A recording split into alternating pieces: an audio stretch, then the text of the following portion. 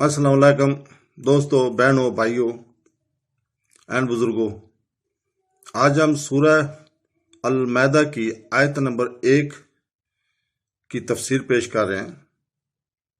اللہ تعالیٰ سورہ المائدہ کی آیت نمبر 1 میں فرماتا ہے، اے ایمان والو، تمام عہد پورے کیا کرو، تمہارے لیے چوپائے جانور حلال کر دیے گئے، سوائے ان کے جو آگے تمہارے سامنے بیان کیے جائیں گے، لیکن احرام کی حالت میں شکار حال نہ سمجھو۔ تو دوستو، اللہ تعالیٰ اس کی میں فرماتا ہے، عقود کا معنی عہد ہے، انہیں پورا کرنے کا حکم دیا گیا ہے۔ اس سے مراد کون سے عہد ہیں؟ اس بارے میں مفسرین کی چند اقوال ہیں۔ نمبر 1، امام ابن جری رحمۃ اللہ علیہ نے فرمایا کہ یہاں اہل کتاب کو خطاب فرمایا گیا ہے، اور معنی یہ ہے کہ اے اہل کتاب کے مومنو، میں نے گزشتہ کتابوں میں سید المرسلین صلی اللہ علیہ وسلم پر ایمان لانے اور آپ صلی اللہ علیہ وسلم کی اطاعت کرنے کے متعلق جو تم سے عہد لیے ہیں وہ پورے کرو۔ نمبر 2، بعض مفسرین کا قول ہے کہ اس آیت میں خطاب مومنین کو ہے، انہیں اپنے عہد پورے کرنے کا حکم دیا گیا ہے۔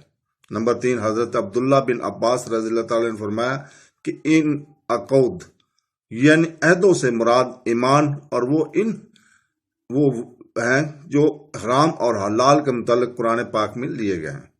نمبر 4، بعض مفسرین کا قول ہے کہ اس میں مومنین کے باہمی معاہدے مراد ہیں۔ یہاں سے حلال جانوروں کا بیان کیا گیا، چنانچہ فرمایا کہ جن کی حرمت شریعت میں بیانی ہوئی ہے، ان کے سوا تمام چوپائے تمہارے لیے حلال کیے گئے۔ ان میں ان کفار کا رد ہے جو بتوں کے نام پر چھوڑے ہوئے جانور وغیرہ کو حرام سمجھتے تھے۔ اس سے معلوم ہوا کہ حرام صرف وہ ہے جسے اللہ تعالیٰ نے اس کے رسول صلی اللہ علیہ وسلم نے حرام فرما دیا۔ حلال کے لیے خاص دلیل کی ضرورت نہیں، کسی چیز کا حرام ہونا یہی حلال کی دلیل ہے۔ جس طرح اس آیت میں واضح طور پر فرما دیا گیا، اس سے ان لوگوں کو عبرت حاصل ہونی چاہیے جو مسلمانوں کے پاکیزہ کھانوں کو بہانوں سے حرام بلکہ شرک قرار دیتے رہتے ہیں۔ تو دوستو، احرام کی حالت میں خشکی کا شکار کرنا حرام ہے، جبکہ دریائی شکار جائز ہے۔ خیال رہے کہ حلال محرم کو حلال ہے، نہ غیر کو احرام، خواہ حج کا ہو یا اس کا۔